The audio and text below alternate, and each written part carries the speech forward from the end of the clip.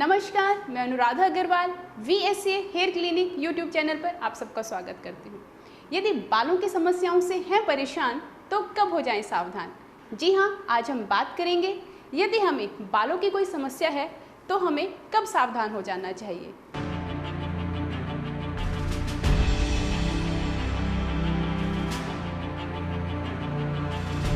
यूँ तो तकरीबन हर व्यक्ति बालों की किसी न किसी छोटी बड़ी समस्या को लेकर परेशान है।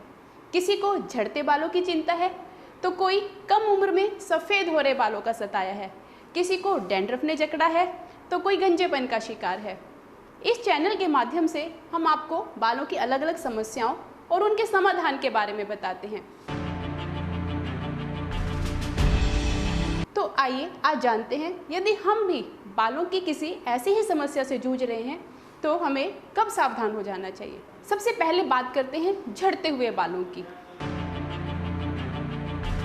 तकरीबन हर दूसरा व्यक्ति झड़ते हुए बालों को लेकर परेशान है। एक व्यक्ति के सिर में लगभग 1 लाख बाल होते हैं, जिसमें 90% बाल ग्रोइंग फेज में तथा 10% बाल फॉलिंग फेज में होते हैं।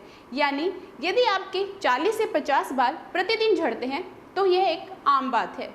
इसके लिए घबराने की कोई आवश्यकता नहीं है, ना ही यह एक चिंता का विषय है। यदि किसी कारण से आपका यह अनुपात गड़बड़ा जाए, यानी गिरने वाले बालों की संख्या नए आने वाले बालों की संख्या की अपेक्षा अधिक हो जाए, बाल गुच्छों के रूप में निकलना शुरू हो जाए, बालों का वॉल्यूम कम होना शुरू हो जाए, बाल पतले होना शुरू हो जाए या बालों की जड़ों में गैप नजर आने लगे, तो तुरंत आपको आपके डॉक्टर की सलाह लेनी चाहिए तथा इसके कारणों का पता लगाना चाहिए। यदि समय रहते इलाज ना किया जाए तो बालों की जड़ें पूरी तरह से नष्ट हो सकती हैं तथा गंजेपन को आमंत्रित कर सकती हैं।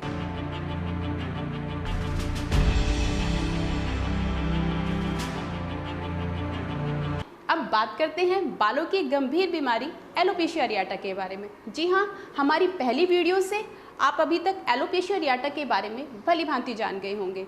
यदि आपको भी बालों में कोई छोटा या बड़ा पैच नजर आए तो उसे नज़रअंदाज नहीं करना चाहिए। जितना जल्दी हो सके आपको आपके डॉक्टर से परामर्श लेना चाहिए, क्योंकि यह समस्या सिर के साथ साथ शरीर के अन्य हिस्सों के बालों को भी प्रभावित कर सकती है।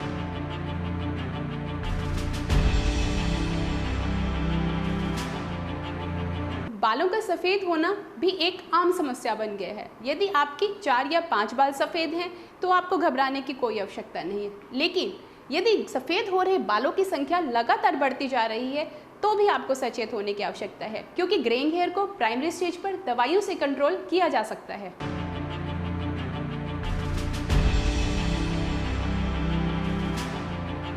यदि आपको डैंड्रफ की समस्या है और कई प्रकार के एंटी डैंड्रफ शैम्पू इस्तेमाल करने के बाद भी आपको इस समस्या से निजात नहीं मिल रहा है तो भी आपको सचेत हो जाना चाहिए, क्योंकि साधारण सा दिखने वाला यह डैंड्रफ धीरे धीरे करके सिर की जड़ों में पपड़ी के रूप में जमना शुरू हो जाता है तथा बालों की अन्य बीमारियों को आमंत्रित करता है।